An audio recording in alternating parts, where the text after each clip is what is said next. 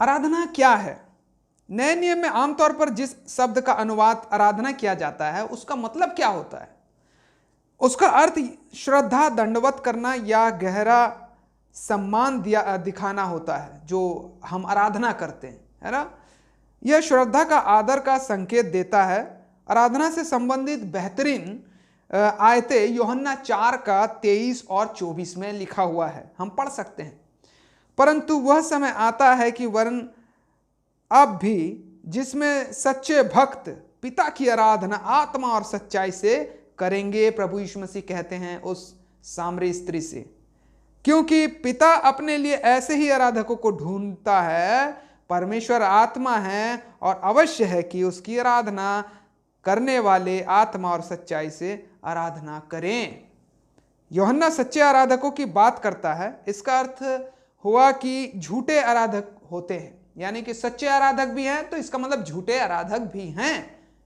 वो कौन है? वो ऐसे आराधक जो बाइबल के अनुसार आराधना नहीं करते हैं। हम परमेश्वर पिता की आराधना करते हैं।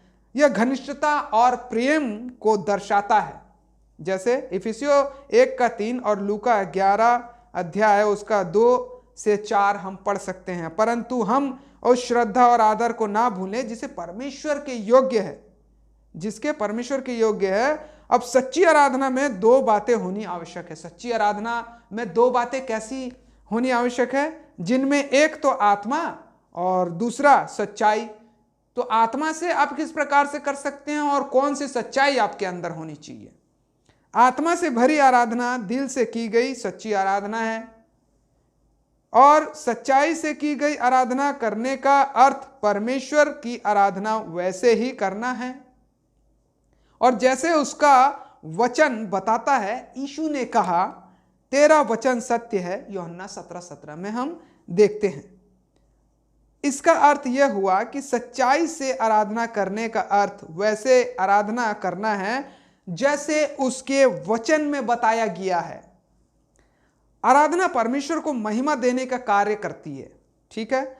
हमें इस बात को ध्यान में रखना आवश्यक है कि हम परमेश्वर की आराधना कर रहे हैं, ना कि अपने आप की। एक प्रचारक ने आराधना की परिभाषा परमेश्वर को वह मानना जो वह है, अपने आप को वह मानना जो आप हैं और उसी अनुसार प्रतिक्रिया दिखाना होता है के रूप में दी गई है। मतलब एक परमेश्वर की जो आराधना है ना, परमेश्वर की जो आराधना है कि परमेश्वर है क्या चीज और उसे हम कैसे प्रस्तुत कर रहे हैं, उसकी महिमा कैसे कर रहे हैं, ये जो हमें टेक्निक है ये बाइबल बताती है और बाइबल के अनुसार ही करनी है, अपने बुद्धि के हिसाब से नहीं करनी है।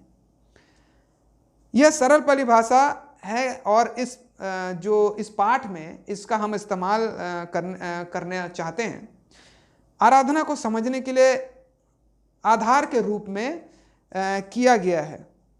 आराधना की सबसे पहली बात यह है, यह समझाना होता है कि परमेश्वर कौन है, और परमेश्वर आकाश और पृथ्वी का और जो कुछ इनमें है सबका सृष्टि करता है, ठीक है।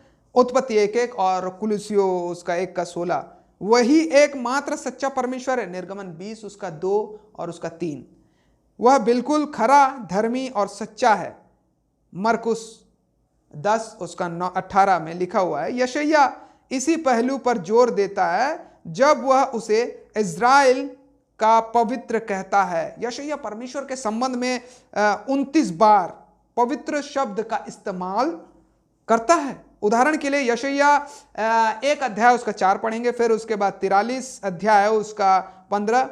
यह बहुत बड़ा विरोधाभास है। वह पवित्र हमारे मध्य में है, इस प्रकार से कहता है, हे सिय्योन में बसने वाली, तू जय जयकार कर और ऊंचे स्वर से गा, क्योंकि इज़राइल का पवित्र तुझ में महान है। यशायाह 12 का 6 में लिखा हुआ है। तो इस प्रकार से पहले परमेश्वर को जानना है, समझना है, और उसके बाद बाइबल को पढ़ना है कि किस प्रकार से हम उसकी आराधना कर सकते हैं, है ना। जब तक आप किसी के बारे में जानेंगे ही नहीं तो उसकी तारीफ कैसे करेंगे? तो तारीफ करना ही आराधना होता है परमेश्वर का, है ना। तो महिमा देना ही आराधना होता है परमेश्वर का। तो अपने हिसाब से महिमा ना दे, बाइबल के हिसाब से दे, परमेश्वर के वचन के हिसाब से दे। अब इसका हम दूसरे भागों में और देखेंगे।